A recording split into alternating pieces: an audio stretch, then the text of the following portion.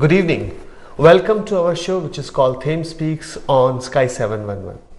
Every Thursday in the evening at 7 o'clock, we bring new stories. We meet different type of people, especially those who has devoted their life towards community, or those who has devoted their life to the society.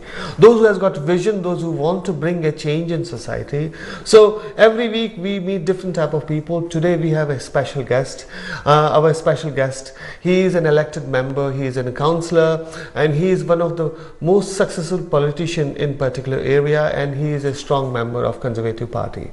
And recently the gentleman has got a ticket, and he is basically standing from one part of London for GLA. We will discuss about this. Who is this gentleman? What is his vision? Why he decided to come to politics? Which area he is serving at the moment? I would like to welcome Councillor Henry Higgins. Welcome, Henry. Thank you very much. Namaste. Namaste. And Sat Shri Akal, Henry. It's great to see you in this program today, and it's also rejuvenating for me, because sometimes when you discuss with politicians and you feel fresh and good vibes, and you are more hopeful, because politicians also shape maybe the direction of the community, direction of society and country. So one of the first question from Henry, where are you working at the moment in terms of politics, and what is the reason? Why are you working so hard in these last 1 or 2 months? What is the reason behind that? The reason that I'm here today is I've been in politics now. I was elected back in 2002 for a Conservative Party as a councillor for the London Borough of Hillingdon. I've been doing it for over 20 years, and I've had different responsibilities, but I've always wanted to help the community and how to improve the community, not just for a particular section of the community, the whole community. For me, being in politics gets the opportunity to meet some really fantastic people, which I've been doing at the moment as I'm standing to be the London Assembly member, which is the GLA, to represent Ealing and Hillingdon.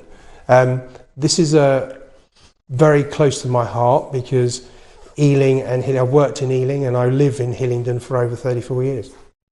So I know you are councillor from Hillingdon, and when I was looking for you and when I spoke with different people, they mentioned different things. I heard that you tried your best and finally you were successful. You got a 50 million pool in your area, and that was one of the success. What is that success story? The success story is that I was very lucky that I was promoted to be a cabinet member. My first role at that day was to go to Hillingdon House Farm, which was a centre for sport. We had a running track, and very scary. The first role was to meet Her Majesty the Queen and introduce a few people. But the reason that I was there is because I took on then a Labour mayor, and got £4 million to build the first 50-metre pool in London for over 40 years, which then became in 2012 a training camp for South Korea. So I can see clearly, sometimes councillors, when they play an important role and when they try to think in terms of for the future for the local community, they not only get for something which is of international standard, they also get something which maybe in the next few generations will enjoy, and they will cherish those things. Yes, it was very important that we built a pyramid of success. So you can, at the bottom, you have people enjoying going swimming and enjoying swimming and various things, activities on the site. But if you wanted to be an elite athlete, there was a pathway for you to use the pool. Okay, great. I think this is also time. I really want to know about yourself, your political journey, and I just want to know what exactly you have done in the last 20 to 30 years. Tell me just about yourself. My political journey, well, as cabinet member, the most important other thing actually I wanted to really talk, which is, I know is a fondness of yours, yes, which is libraries. Yes. Right, so we need to talk about. So maybe then I can put it this way. Go on. No matter how the world will be digital world, or no matter how many people will talk to each other, but when you open a book, you feel you are in a different world. You open a window to the new world and you learn a lot. In every show I always ask my guest, oh, what's your favorite book? But today this is a chance for me. It's not just about the book, it's about the library. Yes. And I heard that your passion towards setting up libraries, upgrading libraries, I can see in last 20 years libraries are disappearing day by day from different places, but you have rejuvenated those libraries in communities. What exactly you have done, and why it was basically not only the talk of the town, it was just talk of the nation? What was the reason? The reason I like libraries is that as growing up as a young kid, I found it very difficult to study at home. So I would go down to my local library and take it and study there really, or read a book. And the beautiful thing about a library is that you can do it in your own time. So you're not rushed in a classroom or anything like that. So when I then became a cabinet member and given the responsibility of doing libraries, I decided that I wanted to make them more appealing. And how could you do that? So I looked at the figures to show that only 25% of the population were using the libraries, and 25% I would have said would never use the libraries, but it's that 50%. So what we came out with a strategy of how to do that. So to encourage young people, we put in Magna Comics books so they could read those and get into that. Then we had the middle, from the 20s to 30s, we put Starbucks coffee at a cheaper rate than on the high street. And we also put in TVs. Excuse me, we used to put TVs in with subtitles, so the whole atmosphere is to get people reading. And then what we really did is we used shop fitters who do bookshops and make them really inviting, clean and bright environment, and they became an enormous success. The first thing we did every time we opened a new library was invite the local school. They came in, they loved it, they told their parents, and guess what? They came back. And we won an award from the bookseller for the most innovation of libraries, which was a great honour for me to receive. And also I was asked to speak in Sweden about what we've done, which obviously they do already, but they tax their residents quite highly to provide these sort of services. We did it just as economically and efficiently and value for money as possible. I think I completely agree with you that when you provide these facilities, it changes a lot of dynamics in the community. I myself, I've experienced a lot of students when they see there are good libraries with good facilities. So what do they do when they are in GCSE, when they are in A levels, or when they are in universities? Rather than staying at home, they go to library, they spend their whole day in library, and they prepare, they revise, and they prepare themselves for those exams. And I think this is one of the best fascinating thing, that when you create a modern type of atmosphere in libraries, and people love it and like it. You will not believe, if you will meet thousands of people here in London, they will say libraries played an important role in their employment also, because when I used to go to library, I realized libraries used to allow us to use computers. They even trained us how to prepare CV, how to apply for the jobs. And I think library is just not a place where you can just go, open a book and read. It's just, I can say, for community, it is a place where everything is happening, and they can take guidance from each other. My next question is, which is basic question, and I think everyone in the audience, they really want to know about you. Just tell me about yourself, your own journey. I've been elected in politics in 2002. In 2001, just after 9/11, I had to go on business to New York, and unfortunately what happened there was devastating. But sitting next to me was a young vicar. He was only probably in his 20s and telling me about his story. And then when I came back, I just wanted to do something for the community. Well, I looked at volunteering first, and I couldn't find anything. And someone said, well, why don't you be a counsellor? And that was it for me. I got the bug. It made the opportunity for me to meet people, get on with people, and do things for people. As a local councillor, it's very rewarding, because you actually can do so much more for the community, which is unusual really, but I would recommend it to everybody.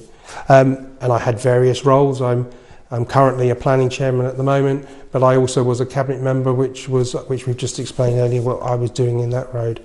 So it's a very, as I said, it's a very rewarding thing. There's many things, from renovating high streets or working with local football clubs to get soccer schools were invented, or things coming up. So we had Queen's Park Rangers. We came in, and we have now a soccer school in Botwell in Hayes. So those are the things that are very, very rewarding, that you're trying to help everybody, not just who you particularly vote for or who vote for you. I agree, because this is the beauty of democracy, that no matter who votes for you and who likes you, you work for each and everyone, those who are in your constituent area or those who are in your area. My next question is, what was the actual reason, what changes you really wanted to bring when you were in 2002, when you started your political career? What were your thoughts? Do you think that in the last 22 years you have done a lot about those thoughts, or you feel you need more fresh ideas, or those ideas and visions which you collected in 2002, you implemented them? Well, in 2002 I approached the residents of Harefield and asked for 10 things they wanted to do.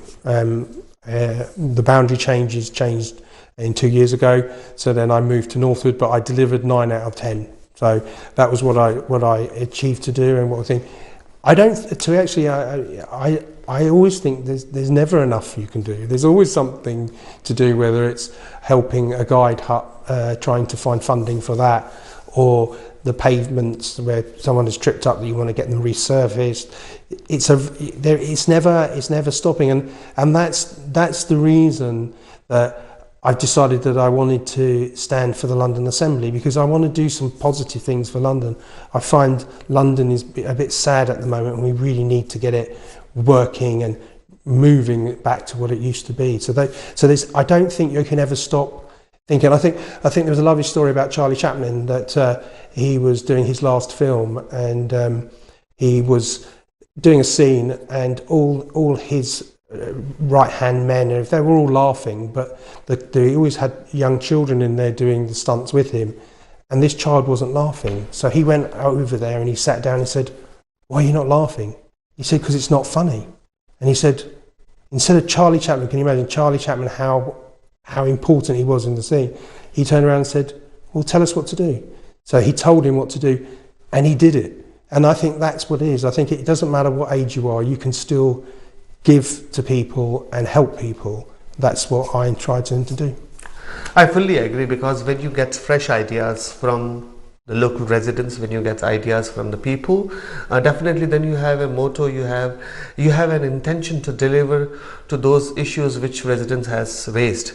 My next question is, I know you are standing in one of the most diverse place in United Kingdom, and you have all these different type of communities, but my question is, what's your connection with India or South Asia? It's my connection is absolutely fantastic. My grandfather moved to India when he was 8. It was then it's out of Bombay at the time, and he went to Bombay Grammar. And it's nice to be here, feeling that I'm in. Maybe we should have a backdrop of Mumbai than Thames and stuff like that. And it was really good, because a lot of those things. And then he worked his way through from Bombay Grammar to, he then became worked for the Foreign Office in India. He was then, my mother was born in India, and he was promoted into the Foreign Office, and he was head of security when Queen Elizabeth came to Karachi, and he always told me how wonderful she was. And I said earlier, I had the pleasure of meeting her myself and reminded her about my grandfather, which was a lovely conversation that we had. So those are my things with India. And also, growing up, we would obviously enjoy the Indian cuisine, which when I was growing up, the spices and that weren't very easy to get hold of, so we used to always go down to Southall and get the spices and obviously go to one of the restaurants or one of the cafes to indulge. And you can see that obviously over the years I've indulged myself a little bit too much. So that's a surprising thing. Sometimes history, especially when we talk about our parents or grandparents or great-grandparents, and you never felt that maybe at some point of time you will basically enjoy those memories again in terms of your political career, in terms of your social connections. Yes, it's amazing, because It's been absolutely fantastic. I mean, this is what I've enjoyed more actually than no matter what happens on the 2nd of May, is the fact that the most people that I've been to many temples, Gurdwaras, and I went to the celebration for the birthday of the Guru, and then I also went to Vaisakhi. We had one in Southall, so I walked the whole high street, meeting the people, making sure what their concerns are, and I do feel that they've been sort of ignored and taken for granted, and it was nice. I was getting such a welcome that I was there, willing to take part in these celebrations and be part of their community and listening to what their needs are. And I think that's really important for any politician, and is to actually meet the people. And I've met so many people, volunteers, from the last 6 months that I've actually been selected as the candidate. And it's been the most rewarding. I've made some really good friends, which I didn't think, you start this and you think politicians and people, give you the babies and stuff like that. No, it was really exciting meeting really some great people who have given me this opportunity too, to be here today, to speak to you guys. It's been absolutely a great honour. So. That's amazing, because it has reminded my memories as well. I also frequently visit Gurdwaras. It brings that spiritual connection with the God, especially, when I sit there with deep thoughts, when I listen that Shabad Kirtan, which gives a very deeper meaning, and when you understand and when you sync with those thoughts, you feel you are in different part of the universe. Especially, I remember a few Shabads that they are in Punjabi, but it's one of the word is Tu karta karna mein nahi, tuj bin duja avru ko nahi. Means you are doer, the God is doer, I am just the medium. And tu kahe dole praniya tujhe rakhega sirjanhar, means you should not be perturbed, you should not be stressed. The God is doer, He will do everything for you. So I think that's such devotion when you listen to these Shabads. That's the most thing. It's the kindness in the meaning of everything that you go when you go to either the Gurdwara or the temple, the Hindu temple. It's the acceptance and the generosity and the light and the purity of everything that you want to help your community, and you give. I can't believe how generous people are. They give donations and people feed. I know there's a special word for what that's called langar. Langar, there you go. And that's really, I mean, it's amazing that they do that day in, day out, and get no funding for it. It's just the donations that have been given to the Gurdwara or to the temple. It takes your breath away, the kindness and the thought for other people that are misfortunate than you, that they can always eat as well. So that was just absolutely beautiful. I completely agree. In the modern world, when everyone is looking for I, me and myself, when you go to these places, you feel a sense of humbleness. You also feel that you devoted and dedicated everything to that Almighty. And when you mentioned about the langar, I think people believe that first of all your tummy should be full, and then the other thoughts will come. Then you can do puja, you can do worshipping, you can basically connect with the God. The tummy should be full. And I think in this modern world, a lot of people, or especially this corporate culture, they are not thinking about this, that the basic facilities or the basic things should be provided to each and every citizen or each and every human being. That's right, and the kindness is, and it's not a free handout. There is pure kindness behind everything that is done. And people who take it as well, that's not for granted. Yeah, and this is also an opportunity for the people so that they can meet thousands of other people, those who are from different backgrounds. They come, they sit together, that there's a feeling of equality, so you can sit together, you can talk together, you can share your problems, and people can give their advices, their opinions. So this is also a place where people can meet, like library. Yes, exactly. People are learning from books, people are learning from modern technology, people are learning from computers, people are learning from internet. But in these places, people are learning from other people. Exactly. And in modern world, I think we might have millions of followers on social media platforms, but in reality, there are very few with whom we can talk face to face. Exactly. I think you're absolutely right there. I mean, it's such a... But this is what I'm trying to say. This is how you engage with the community. Find out what their needs are, what are their troubles, or some good news. You know, their new grandchild, or they feel that someone has passed their exams and got their diploma, or passed their degree. These are fantastic things, and as you're absolutely right. All people from all different walks of life, different cultures in the sense of wealth or anything else, they all come together, they talk to one another, and it is very kind. It's just absolutely fantastic, and how they do. I was there. I think I got a blessing from another guru who was coming to try to get funding for these lovely, beautiful cows, and there was a video up there of them feeding them chapatis and rotis, and I was just absolutely amazed that they were eating these rotis. So. I agree with you, and I think in your political career, when you go to these public events, you meet local shopkeepers. When you go to all these community places, as well as all these worshipping places, it may be mosque, it may be gurdwara, it may be temple, it may be church, or other community places. Definitely you meet different type of people, and you also learn about their aspirations. My next question is, you are working in Hillingdon as a councillor. Why you decided to join this GLA? What is the reason behind that? The reason that I decided as a councillor then to stand for the London Assembly is because London was where I was born. I was born in Paddington. I then moved out to Hayes and had my youthful years there.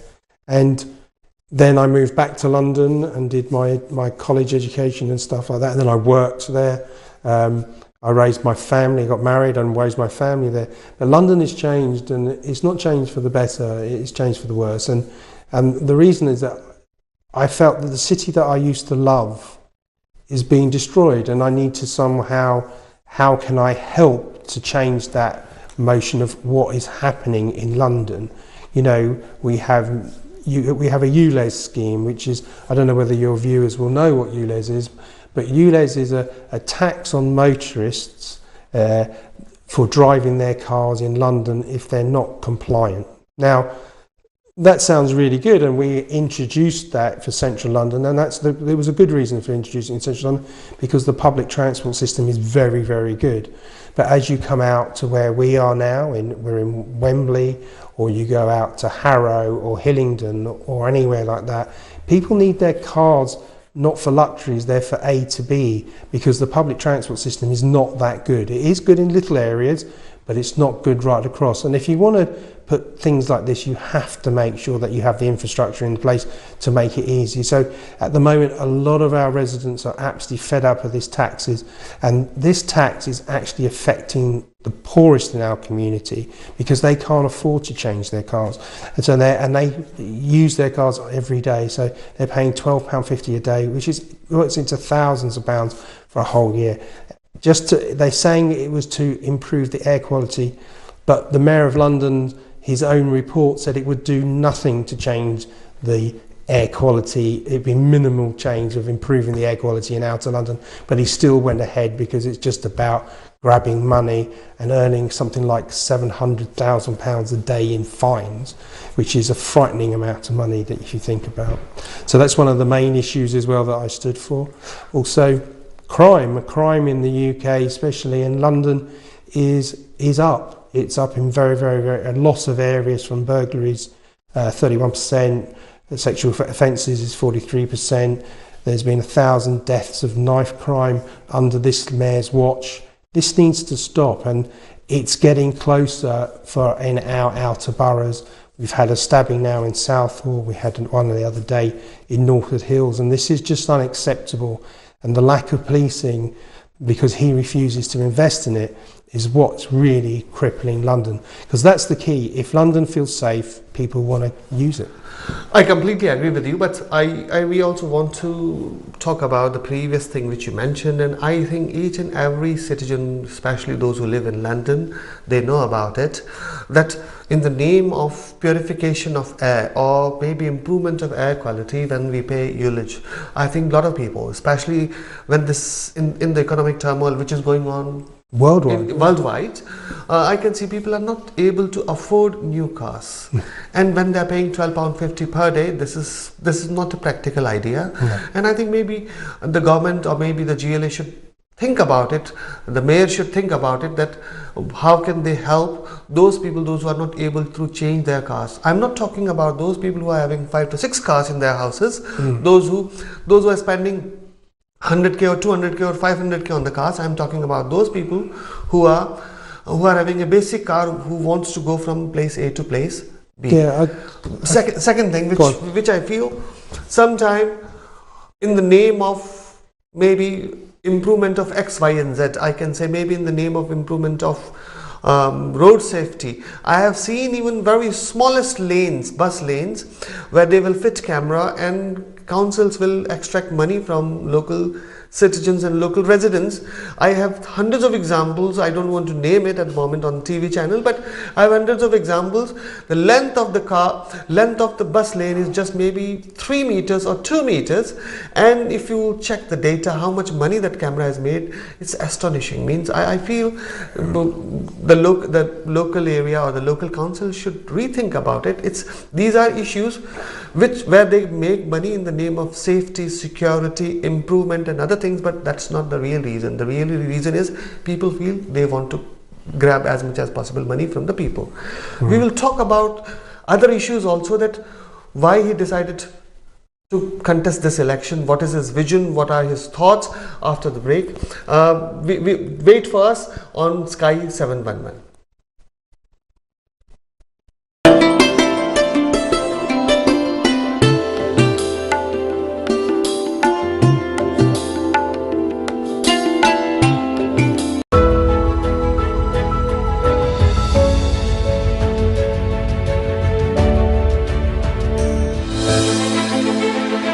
पिछले 20 वर्षों से ये शोभा यात्रा बड़ी ही धूमधाम से चल रही है।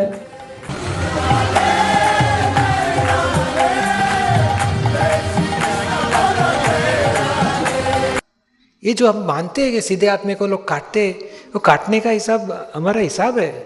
हम भले आज सीधे हैं मगर पूर्व कुछ गलती की है, उसका दंड आया है।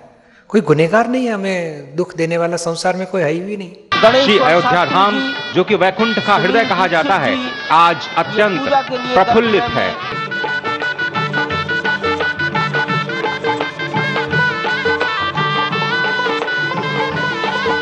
विभिन्न देशों की ओर से जारी डाक टिकटों का एल्बम भी जारी। पीएम ने कहा, डाक टिकट ऐतिहासिक घटनाओं को भावी पीढ़ियों तक पहुंचाने का है माध्यम। उसके बाद नीतीश कुमार के सामने कोई चारा नहीं बचा था कि वो इस सरकार से जो है वो आरजेडी से अपना गठबंधन तोड़ने। जब हम हिम्मत हारने लगते हैं, लेकिन उस पल पे अगर हम अपनी हिम्मत को संभाल कर खड़े हो जाते हैं, तो फिर जिंदगी हमें दौड़ने का मौका भी देती है। कि सभी भारतीय, चाहे वो देश में हैं, विदेश में हैं, अपने देश के लिए सच्चे हृदय से काम करते हैं। रिश्ते में तो हम तुम्हारे बाप होते हैं, नाम है शहंशाह। ये चांद सा रोशन चेहरा, जुल्फों का रंग सुनहरा, ये झील सी नीली आंखें, कोई राज है इनमें गहरा। तारीफ करूं क्या उसकी जिसने तुम्हें बनाया।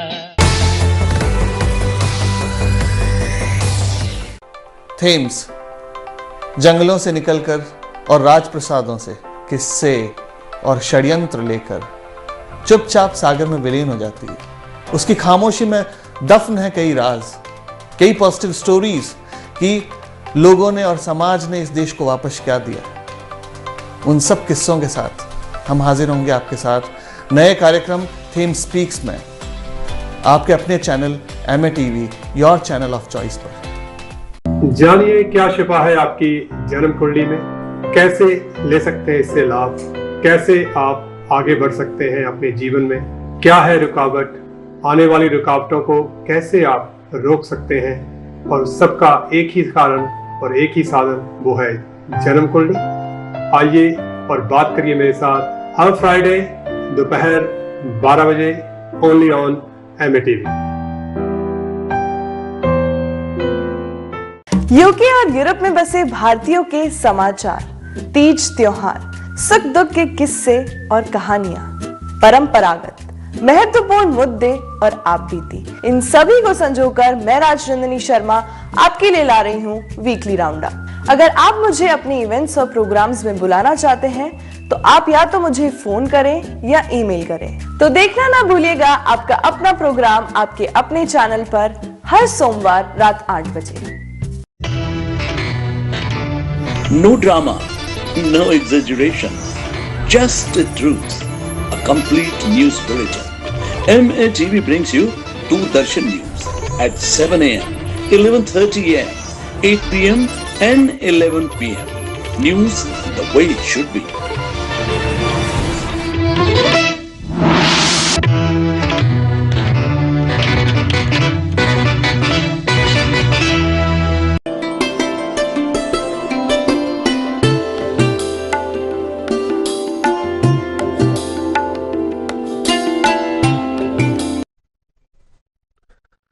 Good evening. Welcome to our show, which is called Thames Speaks on Sky 711. We were discussing with one of the most prominent politicians from Conservative Party and the person who was leading from the front and who has set excellent precedents in terms of development and vision. He is also standing for Greater London Assembly. Our today's guest is Mr. Henry Higgins. Welcome, Henry, again to our show. And we were discussing about various things which are happening around in London. Especially I was listening your experience when you used to live in central London. You moved out, then you moved in again, then you moved out again, and you have seen how London has changed in last 30-40 years, and you have seen this through your own eyes. You have not seen this through social media, through newspapers or through other people. It was your own experience. Now my next question is about one of the most diverse part of London, and that's called Southall. When you go to Southall, you feel the diversity in the air. You feel there are different type of communities, different type of cultures are buzzing, different type of restaurants and cuisines in the market, and you will see all those shops which are full of spices, which are full of different type of material, which they buy from different part of the world. So I can say that's one of the most diverse community. So tell me about Southall. How was your experience with Southall, and what exactly you want to do with the Southall? See, Southall is, I can only remember it as a child, and it was such a thriving area. We used to have people from Germany, all over Europe, used to come there to buy either their wedding outfit or some jewellery or something else. So one of my things was when I was first elected, I went down the high street to meet the shopkeepers. And I walked into all of these shops and asked them what their issues were. And their main issue there is that they're not being supported by the local council really, and there's crime. The crime there is shoplifters, people's phones being snatched as they're walking down the road.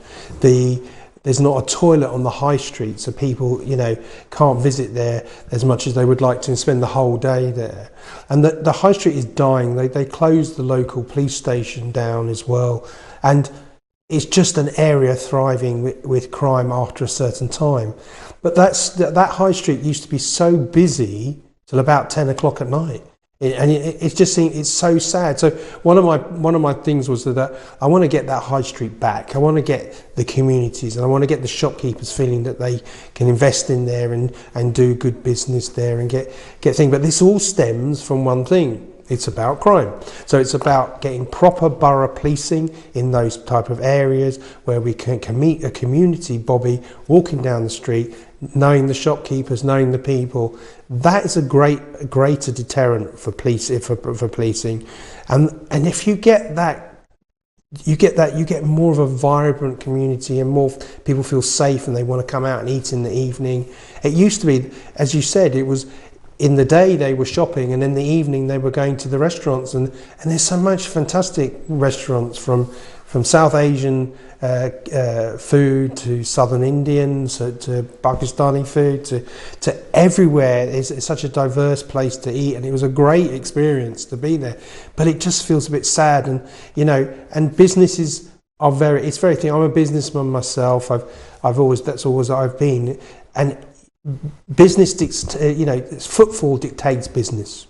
So if there isn't a demand for something, people don't use it. And then what happens is that they move out, they go somewhere else. And we need to get the community, get it, and demand more. I think the really sad thing is that the Asian community is actually taken for granted by the Labour Party and about the community. They haven't delivered very much, and that's why I decided that I'm going to try and do something about that and get in there, use different ideas, talk to businesses, talk to the communities, get the police, out there and helping people, so we can actually move it forward and do something really positive for the high street. I agree. I think in Southall I can see a lot of things has changed, even restaurants has changed, even those local stores has changed, and maybe I'm not talking about demography, I'm talking about the nature of the business is changing because of demand and supply. I think maybe government, it has regenerated many areas. I visited today East London, Shoreditch and few other areas, and I realized once upon a time they were just run down area. Government brought a new policy, and today they are flourishing. There are new offices, there are good corporate, even Google has opened the office, and other companies has opened the office, so local businesses are thriving. Exactly. You need that diversity, you need that open for business attitude. Yes. But the thing about Shoreditch is that after a certain time, again, it's quiet. The nightlife in London is used to be the place that everybody used to love to come to, go to the theatres in central London, to go to the restaurants, have meals afterwards, go to the cinema. That's all it's stagnant now. People don't want to go there anymore because they don't feel safe, and we need to get them to feel safer. Yeah, I think crime is one of the biggest issues. When we discuss about crime, in last few years, which I've noticed, aggravated burglaries, they were snatching mobile phones, people were taking gold and other things from people, maybe especially from the elder people. When they were walking on the high street, people used to approach them and they used to threaten them and take their gold and other jewelry. I think these crimes are increasing day by day. Policing, or maybe London Mayor, they should rethink about it. And I was surprised when Southall was thriving, when Southall was really doing well, when crime was also increasing. I'm not sure how come they suddenly shut down the police station. They should know about that there's a greater demand for the police station, and people should aware that police is in that area, then they will not cause these troubles. My next question is, in terms of Southall, did you meet local shopkeepers and did you meet the local communities? What is on their priority? Yeah, see, that's it. That was the main thing. So everything that I've driven that I want to do is not because I've come up with the idea. It's because I spoke to these people and I said, well, what do you need? And they said, well, we need to stop the shoplifters. Yeah. There's sort of this pandemic at the moment of these people just walking into shops and taking what they want. That's got to stop. They want parking. They want to make sure that where they park their cars, they're safe. They want a public toilet so they can, so that if people are shopping down the high street, they can go somewhere to the toilet if they need to. These are the things they need, and they feel that they need support and help and someone to listen.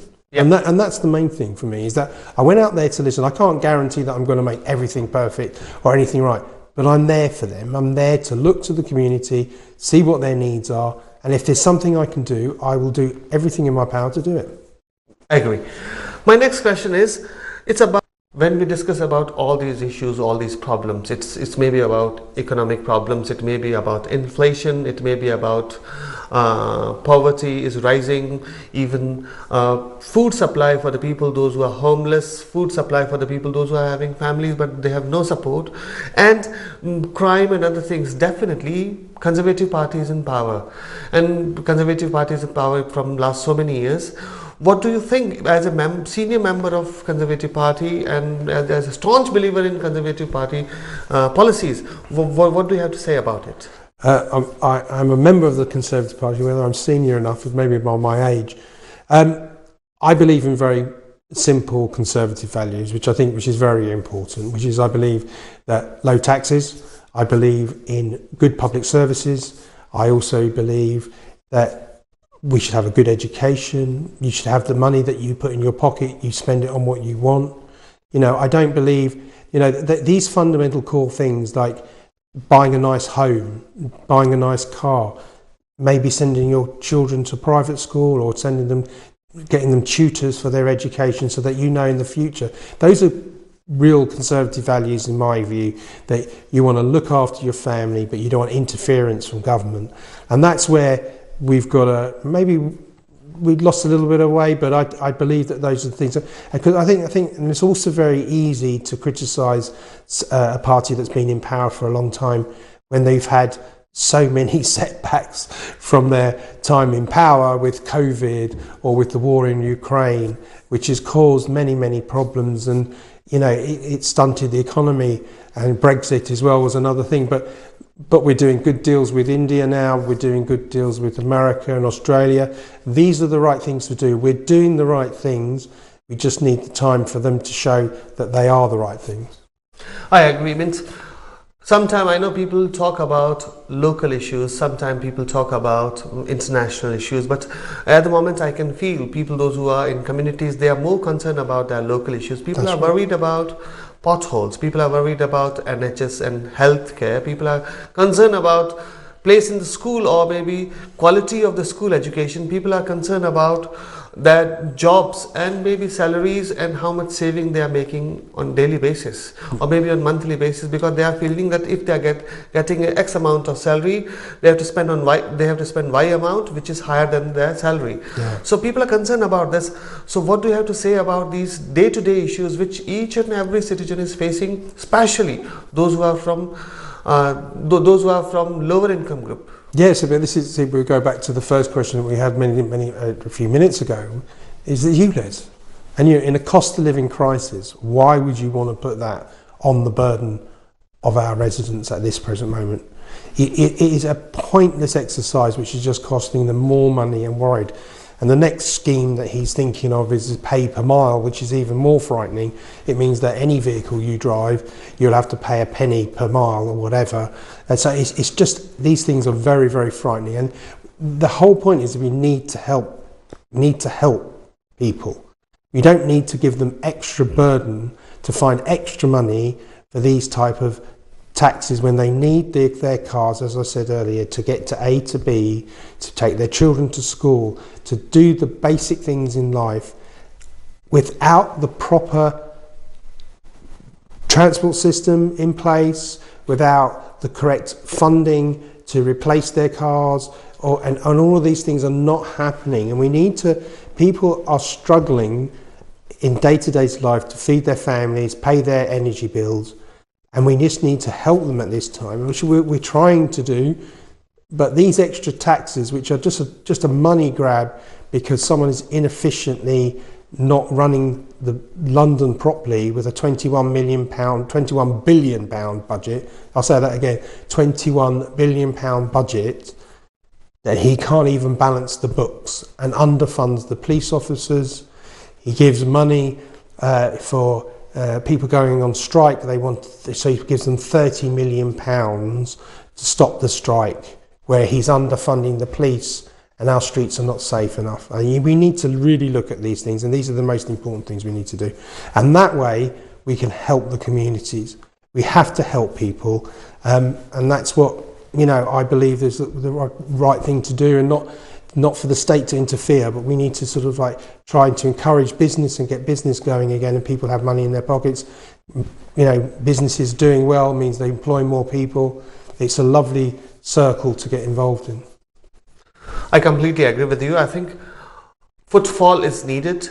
Even the local businesses should be supported properly. And I have noticed that sometimes there are certain policies which do not allow citizens or residents to stop and stay, maybe free parking for 1 hour or free parking for 2 hours, so they can't park properly. So if they can't park, then they will not be able to buy stuff from those shops. But what I have to say to you, sorry to interrupt you, is that's what the problem is. There isn't parking available in Southall. There isn't a car park where people can come.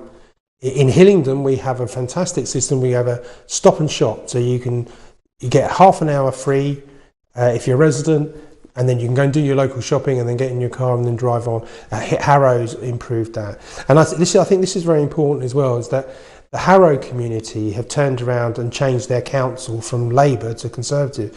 And that happened because the Asian community were taken for granted and they got fed up. And they said there's got to be a better way. and they voted for a Conservative administration, and they're going from strength to strength because they realise that the community needs support and help.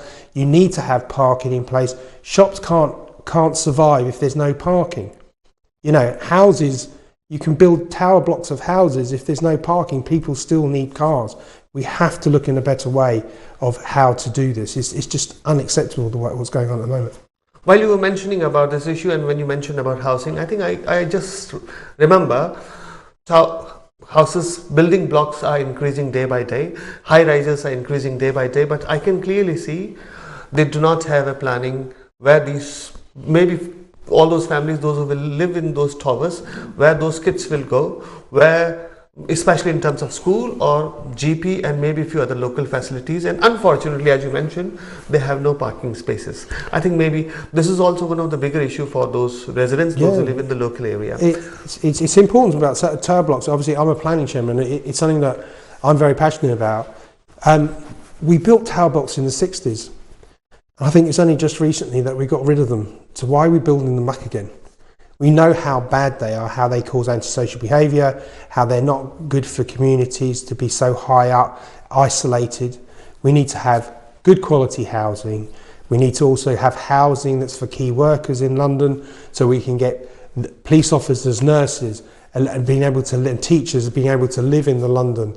That also in itself will generate more community spirit and good feeling. And those are the things, and these tower blocks are just awful places to live. They really are.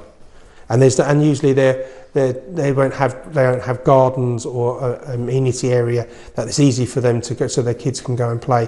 And can you imagine if you lived on the 15th floor and you're Johnny and Jane were playing downstairs, you wouldn't know whether they were safe or not or whatever, because you couldn't look out the window and see where your children were. So, you know, I think this high-rise building is just absolute nonsense. It's the worst thing that's happening to London. I completely agree, and especially the issue about schooling of those students or those children from those high rises, that is also a big issue because they are not able to find place in local area schools because they are already oversubscribed. They don't have space. When I'm talking about school, suddenly I remember there is one more thing where you were involved, and that's called Guru Nanak School in Hayes. Yes. So how are you connected with Guru Nanak School Hayes, and how it's close to your heart? It's very close to my heart. I was fortunate to have a tour a couple of days ago, and as a planning chairman I was responsible for helped the junior planning application. We were on the committee and passed that, but it's a great school. It is an absolute beacon of education in that area, but again TfL are letting them down with the roads and the traffic, and they need support and help. And I went down there to see what they needed, and if I'm elected, those are the things that I'll be looking at to try to see if we can make that easier for the parents to go down there and drop their kids off at school and pick them up. And I think that's really important. But it's a absolutely fantastic school. I was absolutely amazed and saw the teachers and the chair, the president. Arun Thakur, is it? Mr. Arun Thakur, yes. Yeah, Mr. Thakur. And he's a very, very lovely man, and he showed me around. It was absolutely fantastic. I agree. Now, from school, again, I will come back to one of your favorite thing, and that's called library. I know you set up those libraries, but I always ask my guests, and that question is, what's your favorite book, and why? What is the reason behind that? Because if you have read a book and you really liked it, you loved it, probably a lot of people in the audience, they also want to buy that book, they want to read it, they want to open a new world for themselves, they want to open the window for the new world. So what's your favorite book? My favorite book, there's so many, probably a lot of them have been made into films, but Deer Hunter was a very favourite film with it. But as someone who's doing a lot of driving around and everything, I always have an audio book on my phone. So I listened about stories about Henry II and how his life was, the young lion, I think they called it. I've been going through so many, and there's a whole series of his books which haven't been made into a film, but absolutely about how, and understanding the history of the time as well. It was very, very interesting. I'm listening to at the moment I think it's called The Five Pillars, which is about how the church started in medieval times. So it's and it's really interesting because I listened to about Henry II, that's dropped into this book as well. So it's really something I like at the moment. That's my sort of go-to, but I do like a lot of science fiction and stuff as well. So, but I think that's better for me to talk about that, and some poetry as well. I like as well.